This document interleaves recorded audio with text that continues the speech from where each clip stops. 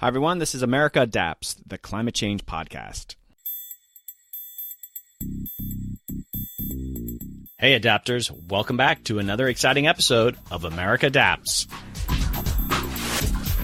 Okay, what a bizarre week. I wonder how many of you actually got to see the totality of the eclipse. I actually was in Brevard, North Carolina with my two boys watching it, and yes, it lived up to the hype. It was so brief, but it was just this surreal, beautiful thing to behold, and it was actually quite entertaining to see how eclipse fever took hold of the country.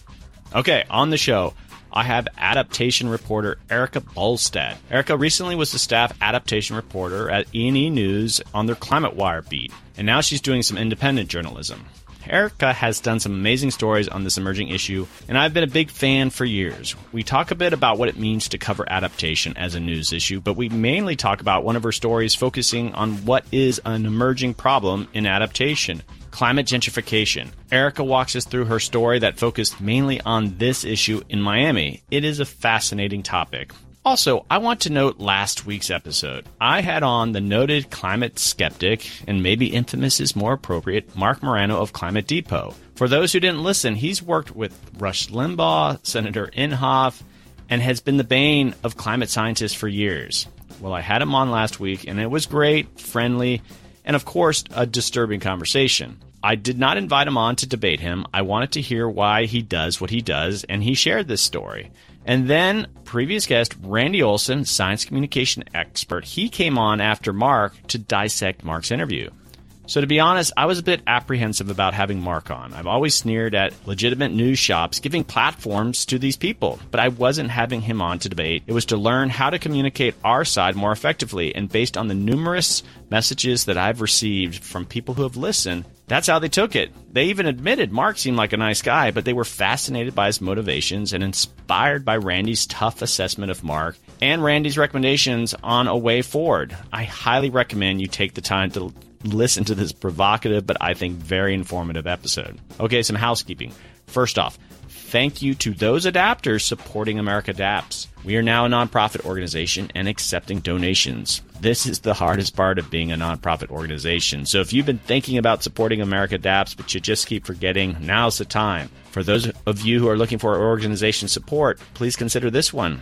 Go to americaadapts.org and you can easily find the donate page where you can give one-time donations, or better yet, a recurring monthly donation. So for the price of a large cafe latte a month, you can support a podcast bringing you the best and brightest in the world of adaptation. And I want to thank those who have already generously donated through the Flip Cause donate page.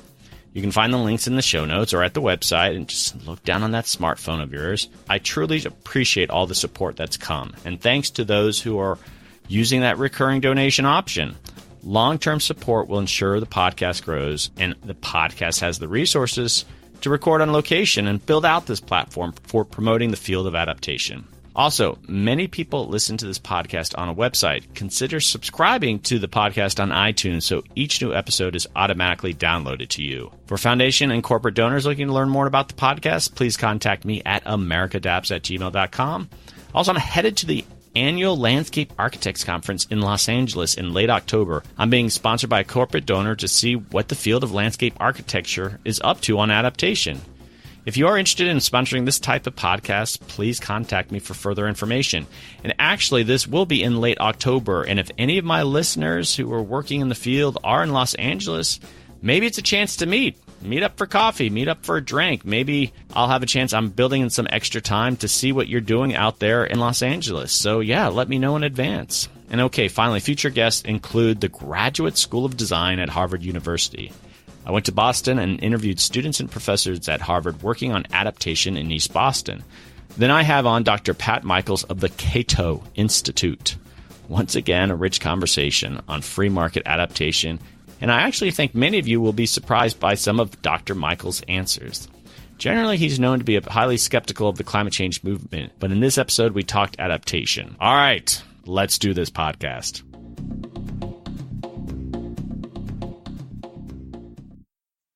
Welcome back, adapters. In today's episode, I have on Erika Bolstad, who until very recently was the climate change adaptation reporter at Climatewire, part of the E&E News Network. Welcome to the podcast, Erika. Thanks for having me. It's my pleasure. I've been following your work for a while at E&E, and it I always love having reporters on the podcast. You were at E&E until very recently. So what are you doing right now? What's keeping you busy? A couple things. I have some personal things that are keeping me busy, but I'm also working on a book project. I've been working on it for a couple of years, and the time to just spend a few months on it this summer kind of opened up. And so I'm working on that book project right now, and I will be freelancing as well. And right now I'm on the West Coast for the time being. I'm actually in Oregon, based in Oregon right now. I'm normally in Washington, D.C., but yeah, so I'm out in the West. And since I've mostly been on the East Coast the last decade or so, it's been really interesting to kind of get a taste for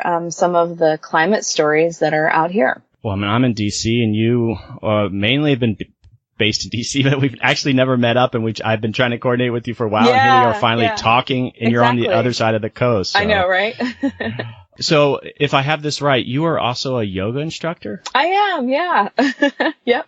Well, I was thinking about that. You know, you have your website. It occurred to me, what a perfect combination that if you're covering climate change, being a yoga instructor must be just very helpful to you dealing with that topic. Yeah, I think there is definitely a connection. I heard an interview a couple of weeks ago with, I'm trying to remember who it was, but, I heard an interview with one of the older kind of the lions of climate change science. And he was asked about how people could, really care about climate change, like what would make them care about climate change, what would make them take action. And the person who was interviewing him, the journalist who was interviewing him was saying, oh, well, is it this science stuff? Is it this, can we show them the graphs that do all these things? And this guy who had basically really was just deeply rooted in research and had done the foundation of the scientific inquiry around climate change, actually said, actually, we just need to get people to care about each other. And I thought that was so interesting. It just kind of jumped out at me because I also teach yoga as well. And I feel like my yoga and my writing are very deeply intertwined as well. And it just jumped out at me that one of the things you have to do is get people to care. And so I think that philosophy is a big part of the kind of reporting that I've done, is finding stories that people really care about. Okay. So how long have you been a reporter? Oh, man. More than 20 years. Yeah. Oh, wow. Yeah. So where'd you get started? I mean, journalism school? I mean, what was your first newspaper? Sure. I went to Washington and Lee in Virginia, which was a big leap because I did grow up here in Oregon. And so I went from the Pacific Northwest to the South, which was a big jump. But I went there because I wanted to go to a small liberal arts school that also had a journalism program. And I studied journalism there, and I had a couple of newspaper internships during, during school and right after graduating. And I ended up at some newspapers in North Carolina and South Carolina. I worked at an afternoon newspaper, which kind of dates me. I think it was like one of the last afternoon newspapers in America. It was called The Item in Sumter, South Carolina. So I worked there for a year. And that was sort of my graduate school, I think. And then I worked in North Carolina for about 3 years at the News and Record in Greensboro, North Carolina, which is a wonderful, wonderful place to be a young reporter.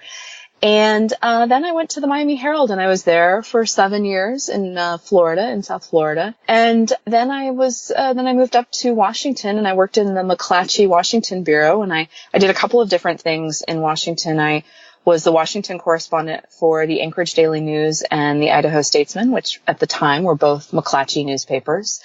And then I was the Washington correspondent for the Miami Herald for a little while. And then I covered environmental and climate change issues for a little while too, right? At the beginning of when the Obama administration started to roll out the Clean Power Plan and some of the the foundations of the Obama climate legacy. Okay, so when did you head over to how long have you been at E&E? Well, I was at E&E for about a year and a half. Yeah. And I had freelanced for them for a while too. I had done a lot of, when I was doing some research in North Dakota, I had freelanced a bunch of stories kind of at the height of the oil boom for E&E as well. Okay, so you were doing energy and general climate stories, but at E&E, and that's why I was very interested, is you got onto the adaptation beat. Were you kind of doing those stories even before E&E? No, I was not. And I think that at E&E, my editor, Lisa Friedman, she really had a lot of foresight. There weren't a lot of reporters covering adaptation as a beat when I started it. There are many more now, and I think you can see that in like the New York Times coverage of climate change and some of the other people who are covering adaptation now. There's a lot more out there, a lot more widely read about adaptation. But it was Lisa's idea that there needed to be a beat that focused not really on like emissions, but kind of what people were already doing about adapting to climate change. And I think it's a big leap. I think that, and my focus was on the United States. I wasn't looking internationally so much, but that's a big leap because, until then, these things had been very, there've been, maybe a little bit of, I think there's some concern in some quarters that, focusing on adaptation means that you lose sight of some of the emission targets. We can talk more at length about that and how I feel about that. But yeah, I thought it was she had a lot of foresight in thinking up this beat, and I really, really loved it. It's a meaty area of coverage. There's a lot happening in the United States right now. You could spend all of your time in Florida. You could, you could spend all of your time in New York City. You could spend all of your time in San Francisco, and you could spend all of your time in middle America, where people are adapting to climate change as well without sort of that coastal threat of sea level rise. There's many, many other things. Many other things are happening. And people are doing some really interesting work and research and on the ground kind of stuff in this area. I think it was great that they dedicated a person on the adaptation beat. I've had Christopher Flavell from Bloomberg News on the podcast, and you're right, you're seeing more stories on adaptation, but I still don't think a lot of these newspapers and magazines are like dedicating those reporters solely to adaptation, and I think there's real value to making that full commitment to the issue, because the emission issue is much different than the adaptation issue, and it's worthy of its own reporter. Yeah, I absolutely agree. And I love Christopher's work. He's done some really great stories about relocation and some of the tensions there. Yeah, I think you're right. I think it's a good area of coverage. There's a lot on, and when you're writing about climate change, there's a lot to think about, and adaptation is the sort of the emerging area right now. This is what people are actually doing. And so as a longtime newspaper reporter who for many years I wrote about Washington for audiences outside of Washington for regional newspapers, I have always kind of had my finger on the pulse of like what people in those audiences, what people in those places are thinking about, and how the sort of these national issues or what's happening in Washington affects them and what they think about them. And so this beat was a very natural fit for me. It was something that was easy to, well, not easy, but I knew how to find stories on this beat because for many years I'd covered local government. For many years I'd been writing for, general audiences about complicated policy questions and how they affected people's ordinary lives. And so that's really what adaptation is. It's how people are, what they're doing about climate change. And it's also, it's a philosophical question because sometimes it means that people have to acknowledge climate change is happening, even if maybe their politics or their religious beliefs or their, what they've come to think about science. Sometimes it means having a little bit of cognitive dissonance. They're doing stuff even though they may not actually tell you that they're doing it because of climate change. Yeah, I think the immediacy of the issue is like you're adapting now. People can get their heads around that as opposed to, all right, change your light bulb. So 50 years from now, the emission issue won't be such a problem. I mean, I really feel bad for folks on the emission side because it is a tough kind of sell to make these conversations relevant to what people are doing today. So yeah, you can go out and what you did in Miami and such. Those are immediate issues that you can kind of share with people. Right. And yeah, and I think that, I did some stories a couple months ago when there was flooding on the Mississippi. because I had heard all these mayors talking about, trying to get more money for infrastructure. They were in Washington and they were talking about some of their infrastructure needs and the things that they need along the Mississippi, along the 10-state corridor of the Mississippi. And I really, when I started thinking about it, I was like, well, these are a lot of, many of these places are red states. These are places where they don't necessarily vote for people who are very enlightened about climate change, including the president who, has called it a hoax and exited the Paris Agreement. So, I thought a lot about that. Like, well, would it be interesting to find out what they're thinking? And in fact, I did. I would have loved to have driven the whole, Mississippi River corridor, but I could only really pick off a couple places. And so I chose the areas right around St. Louis, just north of St. Louis, and then south to Memphis, to talk to people in those places. And that's where you really find out what people think. And one of the approaches that I took to that particular story was, instead of asking people when I interviewed them, do you believe in climate change? Which is, a loaded question and not a fair question. And it asks them to talk about something they believe in. And so if you question it, then they get defensive. Instead, I would just talk to them about what kind of changes were happening in their immediate environment. And everyone talked about very specific things that scientists have in recent years begun to attribute to climate change: increased precipitation and in particular, and a few other things. And warmer winters. And then I would say, do you think this has anything to do with climate change? Where are you on climate change? And then they would say, it might be climate change. And I found that was a very approachable way of talking to people about the things that were affecting them and helping them maybe understand that, it's not my job to communicate climate change to them, but it is my job to tell their stories. And I found that was more helpful than saying, yeah, buy this kind of light bulb or get an electric car or, those sorts of things that are a little bit more abstract, where it's hard to see how your individual consumer action can sometimes, be a part of the bigger picture. Well, I think that's very clever of you. I was wondering where you were going with that.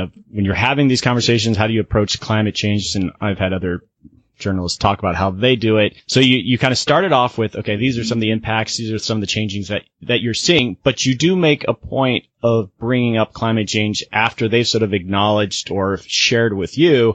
And I think that's good, because I think there's some approaches out there, and I hear this from, I don't know, government officials or even conservation groups that, I don't even bring up climate change. It's just, why bother? And I get they don't want to create some friction at the get-go, but I think what you're doing is clever. But I think that criticism from the mitigation side that, when you're focusing on adaptation, you're forgetting about mitigation. If people out there can't learn more about the broader issue of climate change via adaptation, then we're really missing an opportunity there. And so I like what you did there, because some groups don't even want to bring it up in the context of climate change. And you know what? Be clever about it, but there has to be some sort of learning going on through this process. So.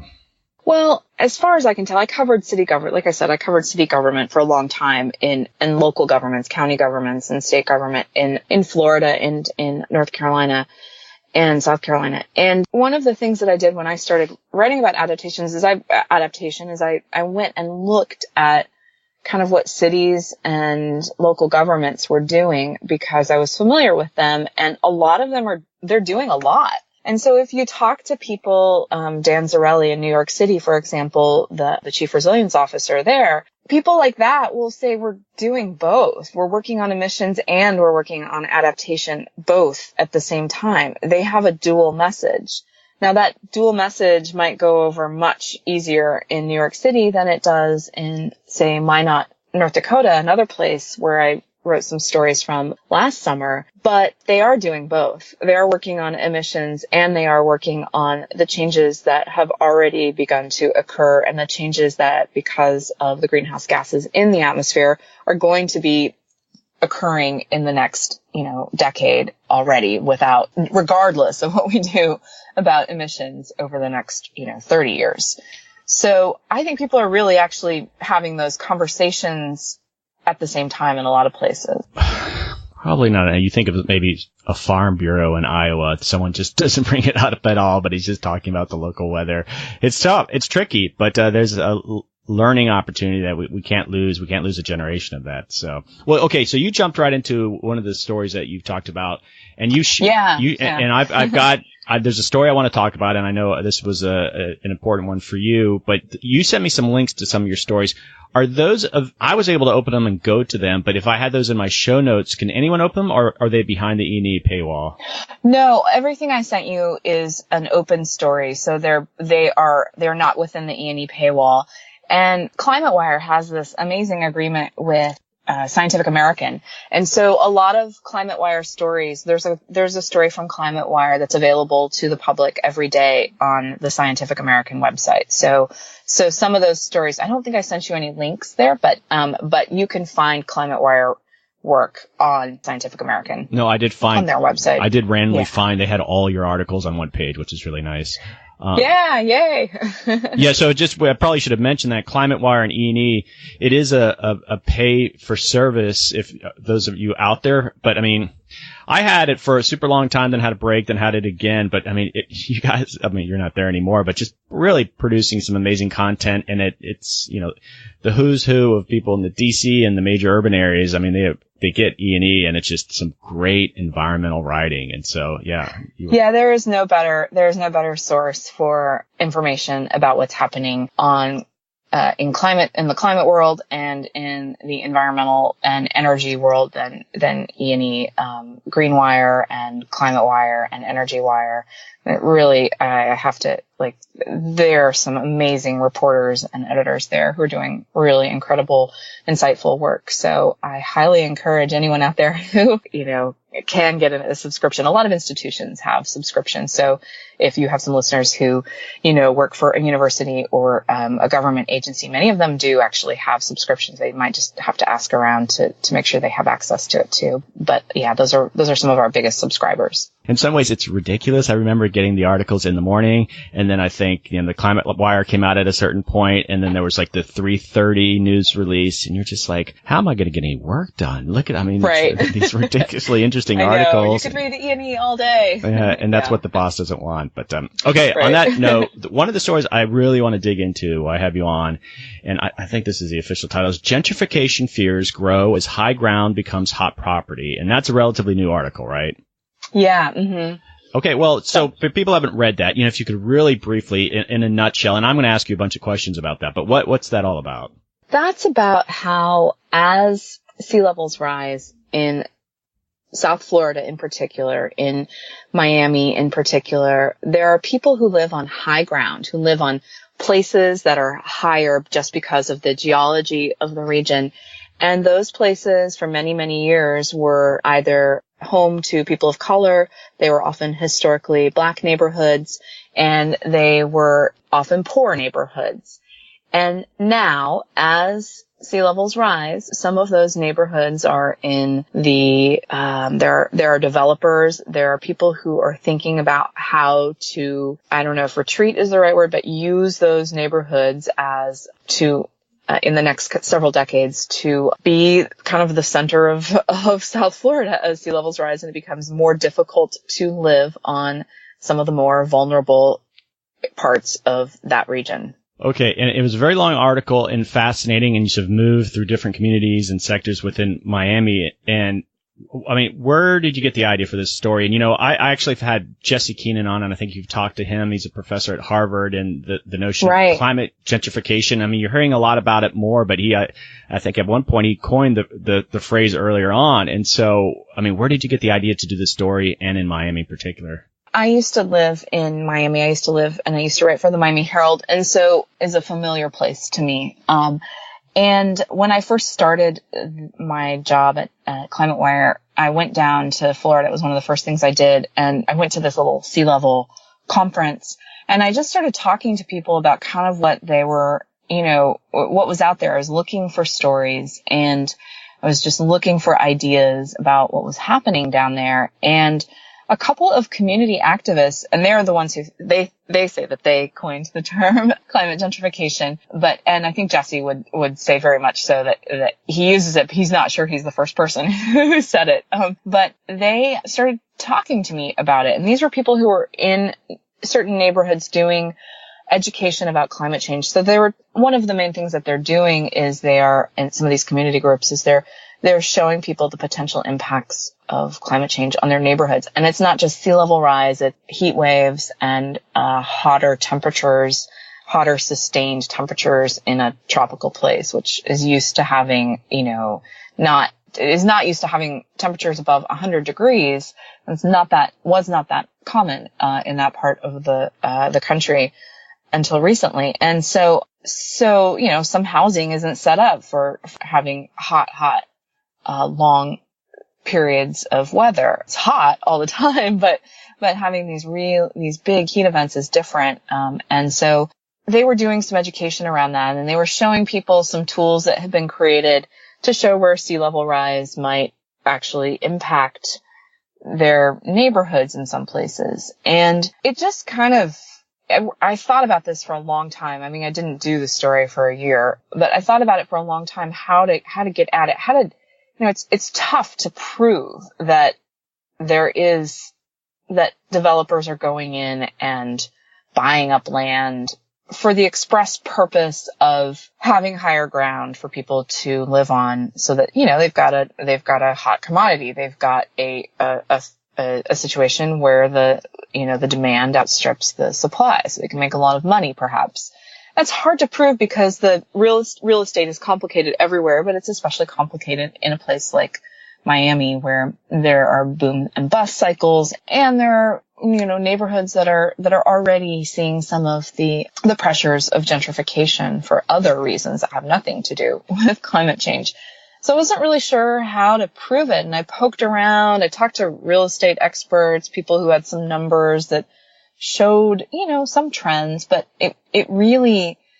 I just couldn't quite pin it down until I started talking to some of the academics who were looking at it, and I talked to people who really understood what was happening because they live there and they're seeing developers come into neighborhoods. And so the caveat that I have with that story is that real estate is complicated in many places, and in Miami in particular.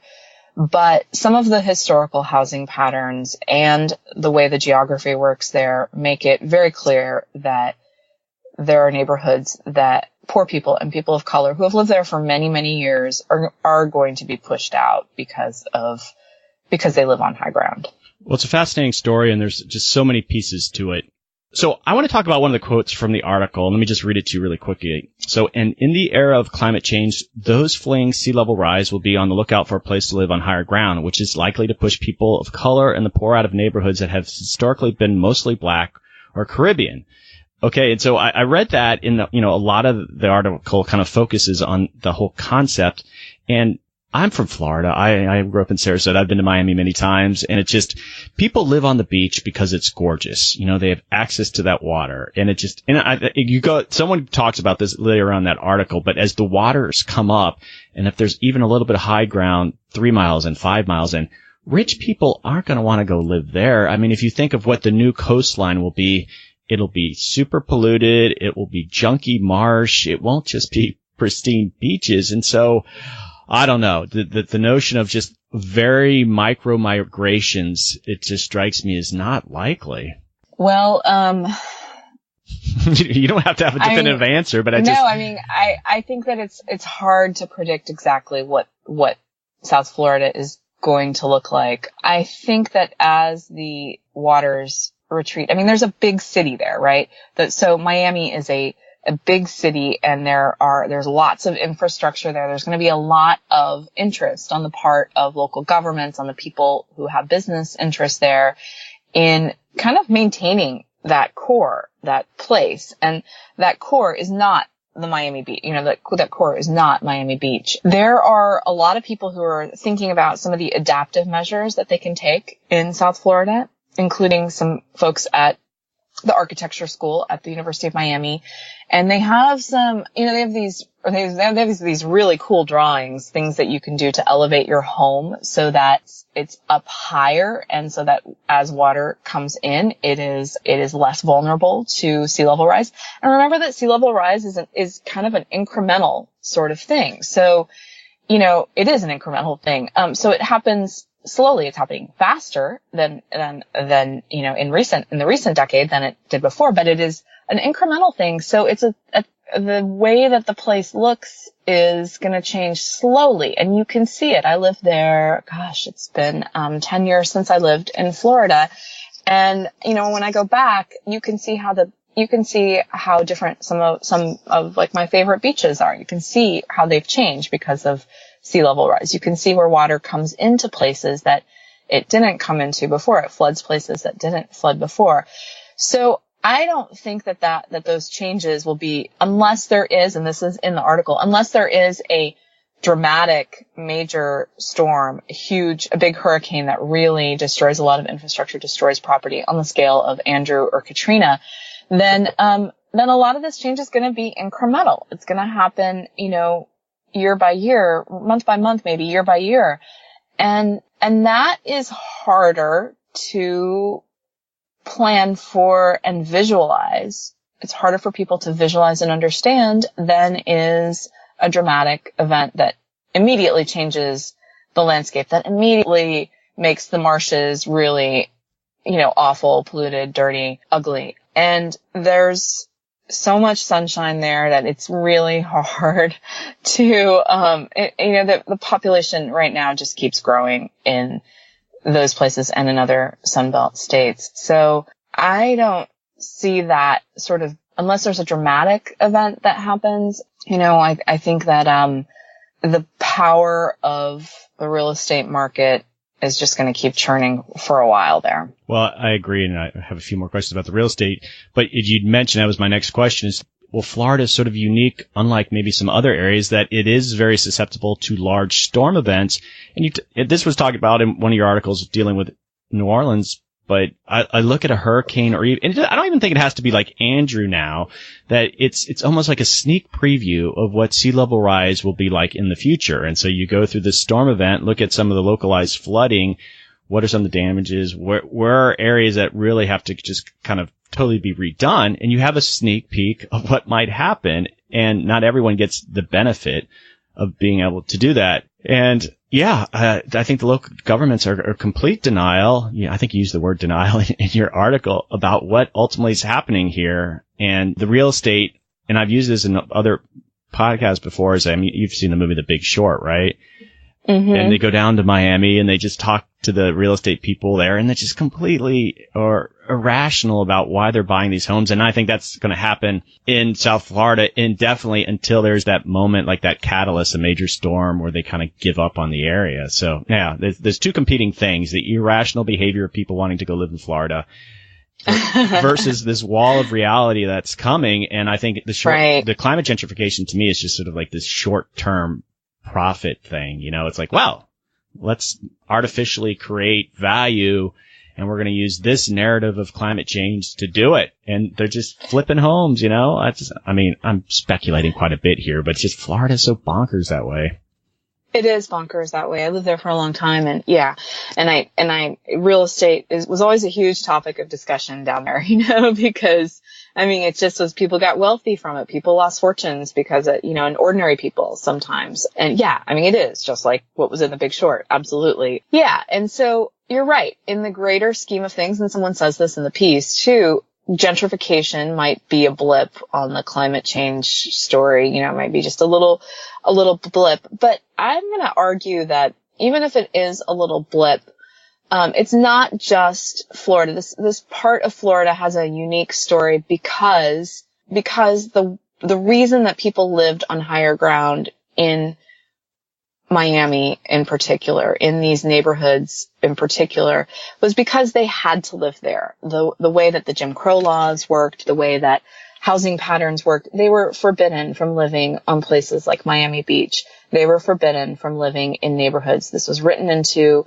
the neighborhood covenants. This was written into the law in some places in Florida and in the South. And so for that reason, there are people who are getting screwed. They're often poor people and people who have historically been screwed by government policies that redlined certain neighborhoods. And it's not fair. I mean, that's just simply not fair. And it's not just in South Florida. There are places in the coastal Carolinas. There are places in some other parts of the country where maybe in parts of California, for example, or in New Orleans, where these same things are happening, where people who have the least means to address the effects of climate change are being disproportionately affected by, the impacts of climate change. And so that interests me as a reporter. That especially interests me as a reporter and as a human being. I was thinking about this. I couldn't come up with an example, but let's park sea level rise. But can you think of any other examples of climate gentrification or some variation of that based on some other climate change impact? Have you thought about that? Have you encountered anything like that? After the story came out, some climate researchers in Brazil thought that might also be the case in some of the poorer neighborhoods, the favelas of some of the cities of Brazil where people live on higher ground. They also thought, that they're we're going to look into this, see if there's anything to it. I think parts of New York City, Staten Island, for example, might be one of those places. And I haven't thought about it outside of the context so much of sea level rise, but I think that this is a little bit trickier and a little bit more complicated. But if you think about riverine flooding and riverine flooding is different because there's a lot of development, patterns of development that affect how places flood, how they've been developed and what kind of farming practices might be in place where local governments have chosen to allow things to be built and how they build levees, for example, in parts of the Midwest that affect flooding. However, we do know that there is increased precipitation in much of the country, especially the Northeast and in parts of the Midwest. And we know that that's coming and that it's going to probably intensify. And we've seen some storms like that kind of seem to come out of the blue. West Virginia last summer, Baton Rouge last summer. And it's not so much that it's kind of the reverse of what you see in Florida. Florida is a special case. It's always a special case. But yeah, exactly. I can say that because I live there and you live there. Yeah. But I can see this being an issue, kind of the reverse of it, where actually people who have the least means to address flooding from that has as one of its causes climate change. I can see that being a problem in places where there has already been a really shoddy history of development, of allowing cheap development, to expand tax bases, to occur in places where maybe stuff shouldn't be built. And so it's not the same situation as Florida. It's kind of the reverse situation. People of color and people who are often also at most, at risk, for some of the environmental justice and social justice reasons. They live in places that might be more vulnerable. These are places that can sometimes be more polluted too, and, or might be more vulnerable to flooding because they're poor. And because these are places where housing is available. And I can see that being a problem in many, many parts of the country, particularly in the South. And so, but not just the South. And so I can see that that would be a very interesting area of future inquiry.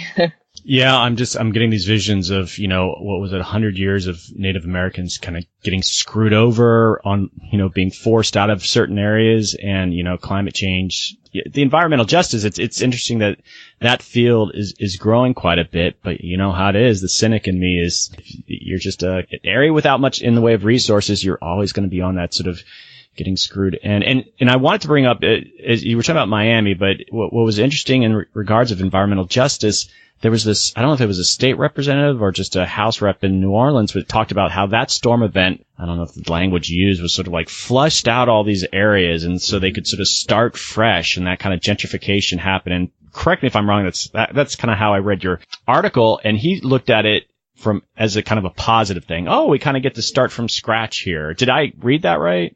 I'm not sure which article you're referring to, but you know what? I might have been reading another person's article. I was looking doing research on yours, but it was a follow up on it was another article about climate gentrification that I was reading, and yeah, they were talking with folks in New Orleans. Okay, I'm sorry, I'm putting words in your mouth, but I'm just curious your thoughts. No. It's just like that's very cynical. They're like, oh well, this storm event, boom, it cleans out this area, and let's start fresh and look at all these well-to-do people moving into these other areas where we had long-standing issues of poverty and poor housing, and now we can just have a clean slate. And that's just so cynical. I think that it's not just cynical. It's, it's disrespectful to the people who lived in those places and built lives and had families and history in those places. I mean, they're entitled to those histories, and they are not building wealth in those places, like the people who have come in and are, or who stayed and who were able to stay, who maybe had the means to stay, and maybe they can sell their home now. And, if they had a $200,000 house, they're selling it for $400,000 or something like that. But, those are just numbers pulled out of the air. But, I don't think that that's fair to those people who lived in those neighborhoods and who built them and created the sense of place and community that is so attractive to the newcomers. I don't think that's fair to them.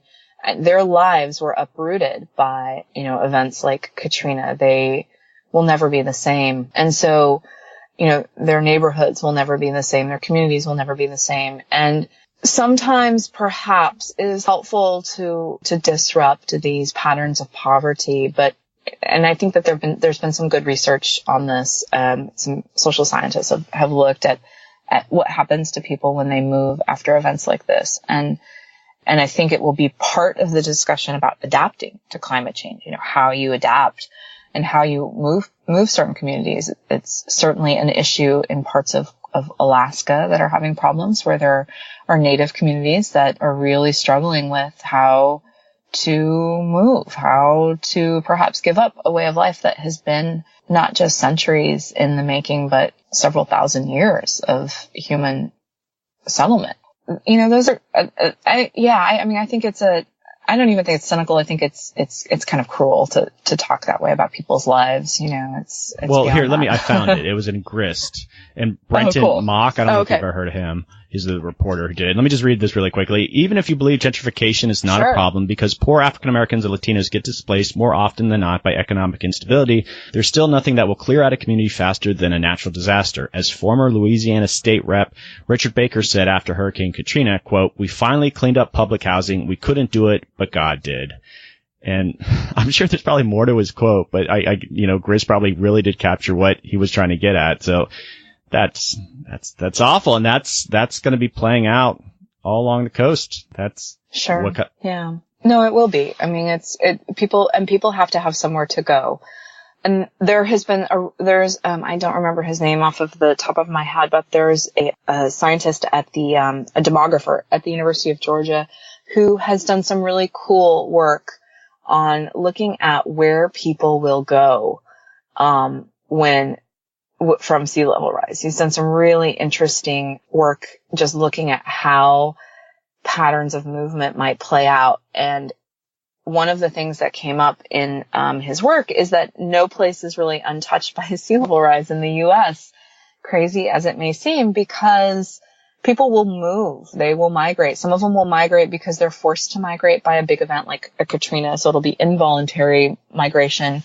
And some people will move because they see the writing on the wall in Miami Beach and they realize that it's just not sustainable to live in a place like that. And some of them will move because a Hurricane Sandy creates a situation in their community where they can't rebuild the house because the zoning laws have changed or the rules for rebuilding have changed in a way that makes it too expensive to live where they lived any longer. And so there are people who are going to move because of this. And he did some really cool, just blanking on his name. I'm so sorry about that. And he did some really cool work that looked at how people will move. And based on these projections, they're going to probably move to some of the same places where they are already moving, for various reasons. Atlanta, Austin, Texas. But there are even places in, the Midwest that will see movement. And because I'm in Oregon right now, I've actually talked to people about this here, how there's also some research that shows, how the Pacific Northwest might be affected by climate change. And compared to other parts of the country, it stands to lose the least in a lot of ways. Like, of course, it'll get warmer and possibly get warmer, and weather patterns will change. The climate patterns people are used to will change, but it won't be like, say, the South, which could be parts of the Southeast, which could be much more unbearably hot in future decades and, 20 to 30 years.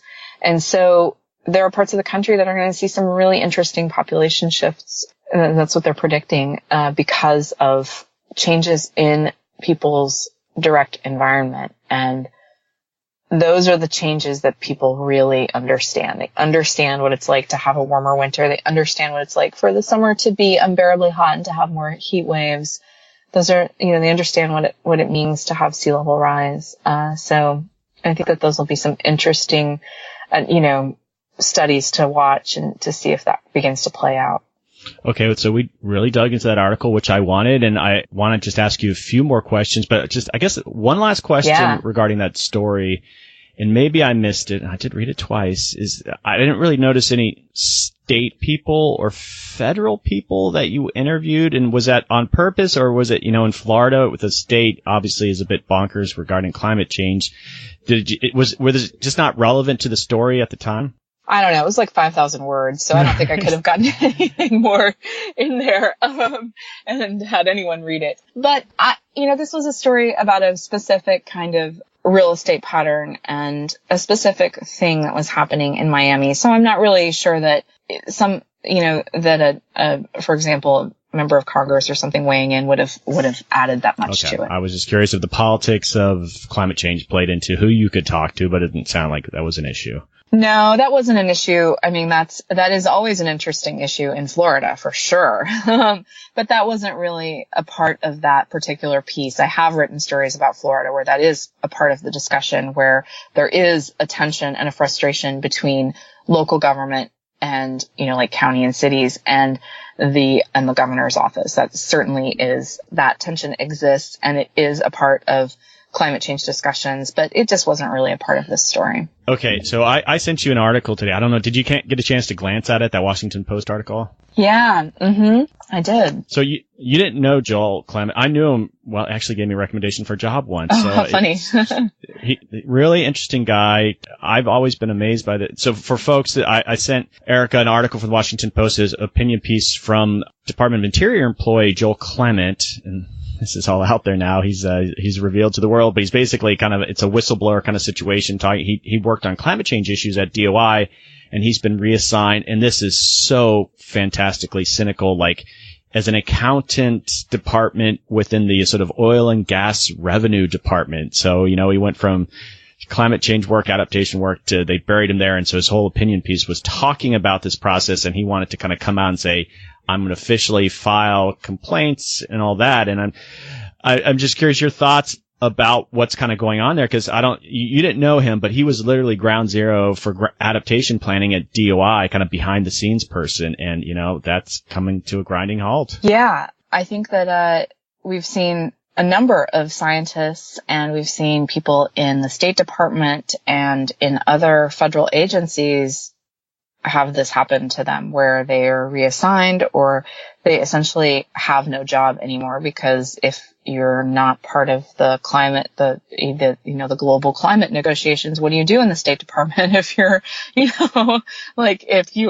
that's not even happening, if you're not even talking to other countries about, what's going on. So I think we've seen a lot of this. We've seen, we've seen the scientific community especially have a lot of debates. There was the science march and everything over, how politically active they should be, what their role is. And I mean, maybe I sound cynical now, but this is the consequence of elections. This is what happens in administrations, and it's not right at all. These are areas of grave importance, but that is what happens when the administration changes. Yeah, I think some people were hoping that the whole topic of adaptation would kind of float under the radar. It's land planning, it's those kind of issues. But I think the witch hunt is full throttle on every area of climate change. And I think he's sort of a reflection of that. And it really is a shame if you got Joel was in the private sector, foundation work, just amazing character. And I can't believe he went to government. I was always amazed to see him in the federal government, but he was a purist in being a civil servant. And so that it's a shame that he's being treated this way. And I'm sure he's one of many that are experiencing this. So not a good situation. Yeah. Yeah, no, and I think that, that's pretty brave to come out and say it. And I think, hopefully he'll land on his feet, after the dust settles, just because that's pretty courageous to do something like that. All right. Well, okay. A couple more questions here. So who are some of your favorite climate reporters? Oh man, that's a hard question, because there's some really great work being done all over the country. And I want to just give a shout out. I already have for the team at Climatewire and at E&E, because they're amazing. They do really terrific work. And it's sometimes, because it's behind a paywall, not as visible as, say, what like the New York Times is doing, but they do really, really incredible work. And I also think that I have seen some really terrific reporting in places that are like places like Idaho or places like Missouri, where reporters who cover local government, who cover environmental issues, weave climate change into just about everything that they do. And there's some great examples in some of the reporting that, for example, the St. Louis Post-Dispatch did during the flooding. They really delved into this that they had a few months ago. They really delved into it, whether these were things that were, whether the flooding there was how much of it could be attributed to climate change. And so I think that there's some really great reporting out there on that front. And I think there are a lot of people out there who are writing about adaptation to climate change without really maybe knowing that they're writing about, without it being their beat, because it's becoming such an obvious issue in so many places. Well, what I might do is ask you if you have like quick links to maybe a couple of these. I can stick these in show notes of like examples of like reporting you thought is really good. All right. Final question. And I ask this of every guest. If you recommend any person to come on the podcast, who would it be? Oh, it would be my former editor at Climatewire, Lisa Friedman. She's Lisa. She's at the New York Times now. And Lisa has a really broad understanding of global climate issues, the politics of climate change, and everybody should read her work, in the New York Times. Yeah. She really, had the foresight to create this adaptation beat too. And so, have her on. You know what, Lisa, I know you get this podcast. You're going to listen to this one. So I'm inviting you on, Lisa. If you're listening, you better be listening. And what's kind of funny, and I think you were part of a couple of those, is that Lisa was starting her own podcast at Climatewire, but then she obviously got this amazing gig at the New York Times. Very understandable to leave. But yeah, that's a great idea. And I'll do I still hear from her. I'm on her mailing list, so excellent. She might give me one of I got to be at the Times for another 6 months before I do it, but I'll try to get her on. Okay, so on that note, you had mentioned earlier you are no longer at Climatewire, but you're doing some independent journalism. Is there any sort of thing? I'm not sure how you do that, but if people are interested in working with you, should they contact you, or are you sort of seeking things out yourself? I just want to give you this chance kind of on the podcast. What's... Oh, sure. Either or. Yeah, no, if people are interested in hiring me, I'm open for business. And they can reach out to me through my website, which is just erikabolstad.com. They can contact me there, or on Twitter too, which is just also Erika Bolstad, ErikaBolstad. Okay, and so for those who listening, if you're looking at your show notes on your phone, I will have those links in it, so you can just click on it really easily. All right, on that note, this has been a pleasure, Erika. I wish we would have connected. I wish we could have connected sooner, but hopefully we're gonna stay in touch. And any last thoughts? Just your thoughts about adaptation or what's going on here? I think we covered a lot of ground. I do, yes. Rising sea ground, maybe. Yeah. All right. Take care.